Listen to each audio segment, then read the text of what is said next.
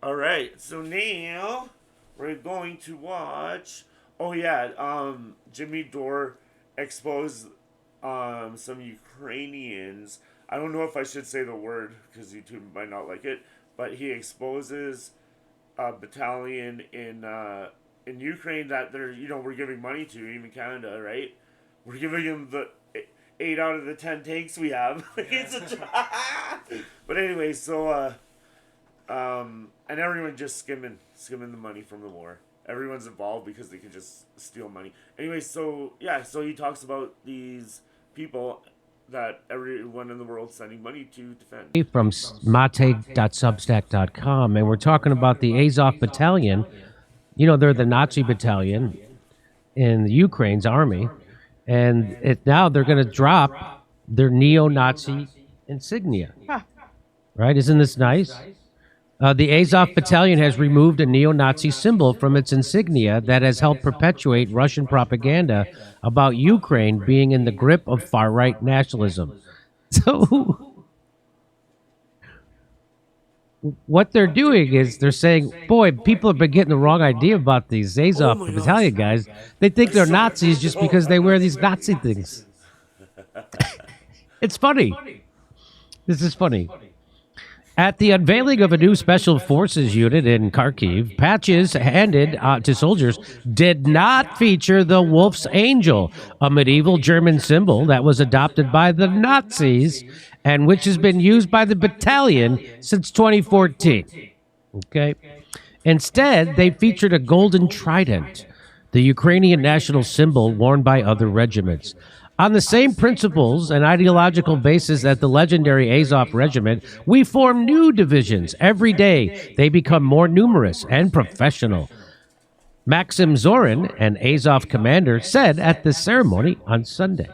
Created in 2014 as a paramilitary organization to fight pro-Russian separatists in the eastern Donbass region, the Azov Battalion first attracted the far-right volunteers harboring anti-Muslim and anti-Jewish views.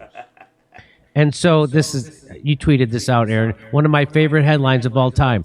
Azov Battalion drops neo-Nazi symbol exploited by Russian propagandists. So people are catching on. Here's another funny one. He says, the only problem with sporting Nazi symbols on your military uniform is the fact that Russians can exploit this and their propaganda, and then they can call you a Nazi. That's the only problem with it. Here's one more. Alex Rubenstein says, Azov is the new Al-Qaeda in Syria.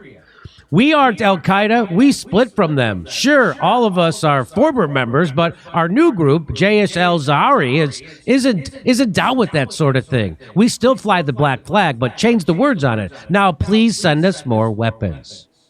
So that's also making fun of it.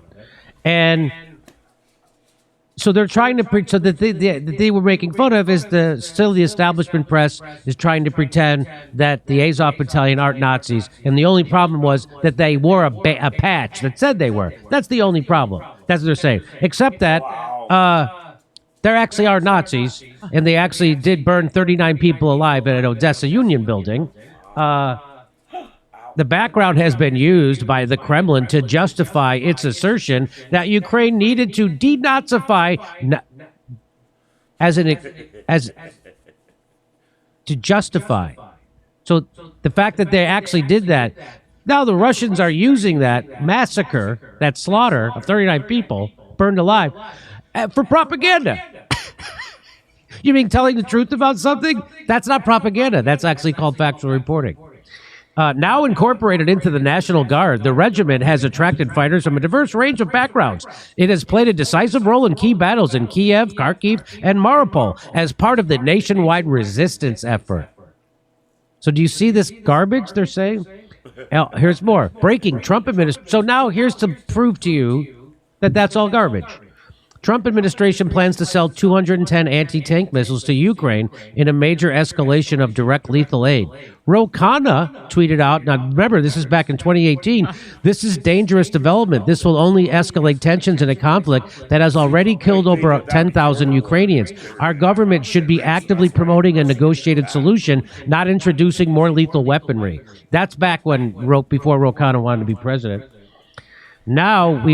He says, now we also must ensure that these weapons do not reach white supremacist elements within the Ukrainian army, such as the Azov battalion. The House has repeatedly voted to block weapons deliveries to this group. Again, this is back when he wanted to be, before he thought he was going to be president. So now this is when they all reported it. Look at this. This is in 2018. When we can't agree to fight against neo-Nazis, we've reached a new low. That's The Hill. Here's The Nation. That place that Aaron used to write for. Neo-Nazis and the far right are on the march in Ukraine. 2019.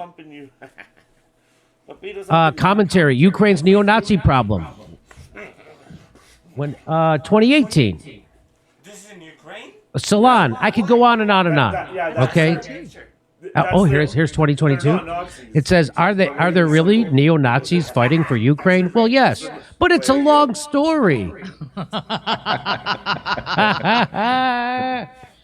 Winning hearts and the PR war, but Ukraine has a Nazi problem that NATO and the USA do not talk about. So let's bring in Aaron Matze. What do you make of this rebranding of the Nazis at the Azov? Do you think they got in big trouble for wearing that patch? Well, Jim, you know what's funny? The Rokana of 2022 would accuse the Rokana of 2018 of being a Putin, parroting Russian talking points. That's exactly right. I mean, he literally did that to Max Blumenthal when Max questioned Roe on the Hill recently about his U-turn on sending weapons to Ukraine. Roe then wrote a tweet, which he then deleted, accusing Max of parroting RT talking points and all that stuff. Yeah. So, but yeah, this was embarrassing for people like Ro Khanna, that they were now on board with a proxy war that was arming neo-Nazis who are banned from receiving congressional assistance. And so just, Alex Rubinstein pointed that out in that tweet you read, where just as in Syria, where it was getting pretty awkward that the U.S. was arming an insurgency that they knew was dominated by Al-Qaeda, and we in the public knew that, but we also later on found out the U.S. government knew that because as early as 2012, August 2012, the Obama administration was getting warnings from the Defense Intelligence Agency saying that the insurgency is dominated by Al-Qaeda and other Salafi jihadists who want to create a caliphate, which is exactly what happened 2 years later. And of course, Obama and his team, many of them now working for Biden, including Jake Sullivan and Anthony Blinken, ignored all that because it was more important for them to try to overthrow the Syrian government than worry about arming an insurgency dominated by Al-Qaeda. And Al-Qaeda in Syria went under like several name changes. Now they're called Hayat Tahrir al-Sham, but they're led by the same guy who crossed over from Iraq under the command of ISIS leader Baghdadi today, as they were back then. And the U.S. pretends somehow that they've changed and they're moderate rebels. That's the term. So similarly in Ukraine, it's embarrassing that as Democrats hyperventilate every day about white supremacists in the U.S. and claim that we care about stopping Nazis on January 6th and elsewhere, that they're arming neo-Nazis inside of Ukraine because the Azov battalion is formally incorporated into the Ukrainian military. It's embarrassing. And so hence why finally, Syria style, it's time for a name change, a rebranding. So finally, 3 months into this phase of the proxy war, after Russia invaded, Azov is dropping its Nazi insignia. And yeah, look, if only the original Nazis had known that all they had to do was just change their insignia and claim that they're being victimized by Russian propaganda, maybe they could have gotten even more Western support. They should have. Yeah, I mean, if the Nazis would have just gotten rid of their swastika and maybe replace it with a pride flag or something, you'd never know. You'd never know.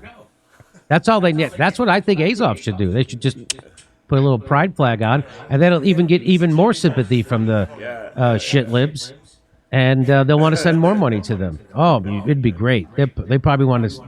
Anyway. And Jim, you've covered this. The New York Times used to, for many years, up until this year basically, would describe the Azov Battalion as a neo-Nazi paramilitary organization. Now they're just a far-right paramilitary organization, or they're just a paramilitary organization, or they're just controversial. It's as if all that year of CIA training of Ukrainian forces also included sensitivity training that makes Nazis just far right now. So they've downgraded from Nazi to far right. It's amazing what U.S. training can do. Hey, we're doing stand-up comedy in Irvine, California, Las Vegas, San Diego, Salt Lake City, Indianapolis, Louisville, all over the place. Go to.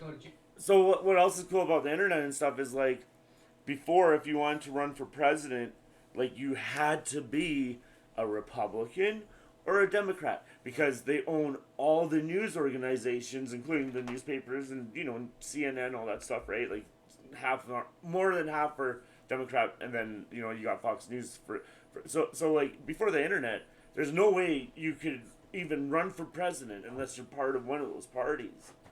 Do you know what I'm saying? Because it'd be impossible. But Jimmy can do it because of YouTube. Bro. So, yeah, I don't know. He can win.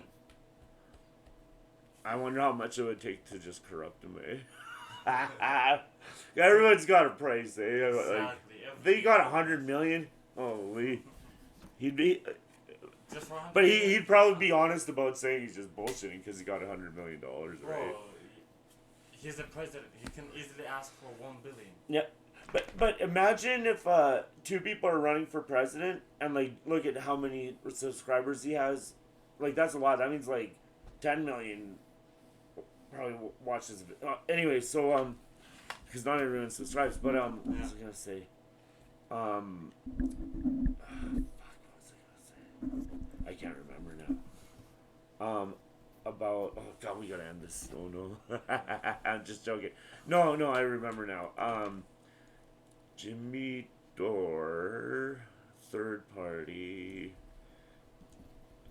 Okay, yeah. So imagine if there's a really tight race, Hillary Clinton, Donald Trump, and it's coming near the end, and like when it comes down to that kind of stuff, it's like this guy holds a lot of power. You know what I mean? It could almost be like whoever he decides to side with, is like the lesser of two evils, they call it. That's what they call Clinton and Trump. Who's the lesser of the two evils? How do you get such corrupt people running to be president in the first place? Like how can't you just find like some guy that doesn't drink? But whatever. Anyways, peace out. Like, comment, subscribe. And comment down below what should we watch. What should we watch in the next video? Please. And we'll watch it. Yeah.